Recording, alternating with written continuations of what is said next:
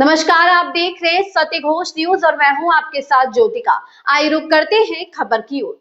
नारी शक्ति वंदन अधिनियम 2023 भारत के लोकतांत्रिक यात्रा में साबित होगा मील का पत्थर, राजेश शुक्ला ने कहा। सीतापुर में भारतीय जनता पार्टी की सरकार प्रधानमंत्री नरेंद्र मोदी के नेतृत्व में नारी शक्ति वंदन अधिनियम 2023 लागू किया गया है, जो कि लोकतांत्रिक यात्रा में एक ऐतिहासिक मील का पत्थर साबित हुई है। साथ ही संसद और विधानसभाओं में महिलाओं के लिए 33% आरक्षण सुनिश्चित करने वाला यह संवैधानिक संशोधन केवल एक कानून नहीं, बल्कि देश की करोड़ों माता बहनों और बेटियों के सम्मान का राष्ट्रीय संकल्प है। महिलाओं की बढ़ती भागीदारी से राष्ट्र निर्माण की दिशा अधिक संवेदनशील और समावेशी बनेगी। उक्त बातें भारतीय जनता पार्टी के जिलाध्यक्ष राजेश शुक्ला द्वारा एक निजी गेस्ट हाउस में आयोजित प्रेस वार्ता में कही गई।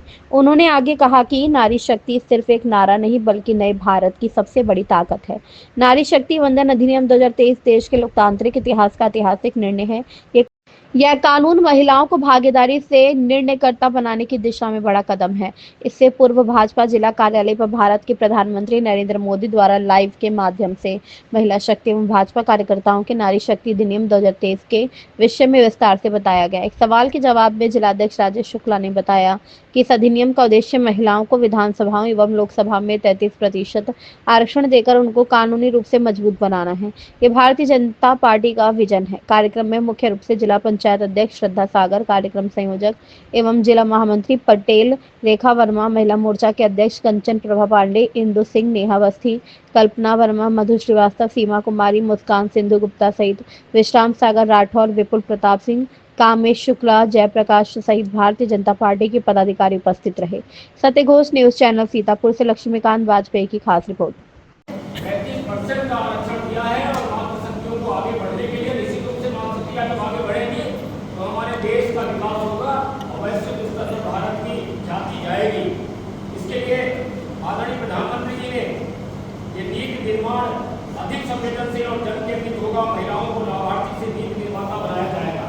अभी तक महिलाएं लाभार्थी की इसमें आती है, वो नीति निर्धारण में भी शामिल होंगी। पंचायती राज का वे स्थितियां महिला नेतृत्व में पानी, स्वास्थ्य, शिक्षा पर ज्यादा काम होगा। जवाबदेही मजबूत होगी, जमीनी स्तर पर तेज बदलाव होंगे। यही मॉडल जो हमारी पंचायतों में था, हमारी नगर पालिकाओं में था, ये मॉडल अब संसद और विधानसभाओं में भी लागू होगा। विकसित भारत 2047 का सपना महिला नेतृत्व के बिना अधूरा है। यह कानून सिर्फ आरक्षण नहीं, सिस्टम सुधार है। यह सामाजिक न्याय, समान अवसर और सशक्त लोकतंत्र का प्रतीक है। जब नारी सशक्त होती है तो समाज सशक्त होता है, और जब समाज सशक्त होता है तो राष्ट्र मजबूत होता है। और नारी शक्ति वंदन अधिनियम भारत के उज्जवल, समावेशी और सशक्त भविष्य की आधारशिला है। पूर्व में भी जब हम आंदोलन की लड़ाई लड़ रहे थे, स्वतंत्रता संग्राम की लड़ाई लड़ रहे थे, बहुत सारे ऐसे भारत में अवसर आए हैं जिनमें हमारी मातृशक्ति के माध्यम से भारत की धार्मिक परंपरा, भारत की संस्कृति की रक्षा हुई है। चाहे रानी लक्ष्मीबाई जी को ले लीजिए, चाहे लोक माता अहिल्याबाई जी को भी ले लीजिए, ऐसे विशेष अवसर आए हैं। इन अवसरों में हमारी मातृशक्तियों ने भी भारत के सम्मान के लिए, राष्ट्र के सम्मान के लिए प्रयास किए हैं। उन्होंने अपनी जान को भी मुश्किल में डालने के प्रयास किए हैं। बहुत बड़ा उदाहरण हमारे सामने है। बन्नाधाय मां को हम सब लोगों ने सुना है। बन्नाधाय मां ने राष्ट्र के लिए जो सबसे प्रिय पुत्र होता है उसका भी बलिदान दिया था उन्होंने, और राष्ट्र के राजकुमार को बचाया था। इस भावना से भी प्रेरित होकर के निश्चित रूप से हमारी माताएं और बहनें, बेटियां जब ये लोकसभा में और विधानसभाओं में बैठेगी तो निश्चित रूप से भारत प्रगति के रास्ते में चलेगा और 2047 का जो संकल्प है हमारा वो पूरा होगा। यह विषय को जान करके, ये विषय को सोच करके, इस विषय को संकल्प लेकर के आदरणीय प्रधानमंत्री जी ने नारी शक्ति वंदन पारित किया है, जिसमें लोकसभा में और विधानसभा में हमारी माताएं, बहनें, बेटियां बड़ी संख्या में बैठे और नीति निर्धारण के माध्यम से भारत यशस्वी बने, भारत की वैभव गाथा गाई जाए और 2047 में हम विकसित राष्ट्र की श्रेणी में आए। इस खबर में बस इतना ही। बने रहिए सत्य घोष न्यूज के साथ।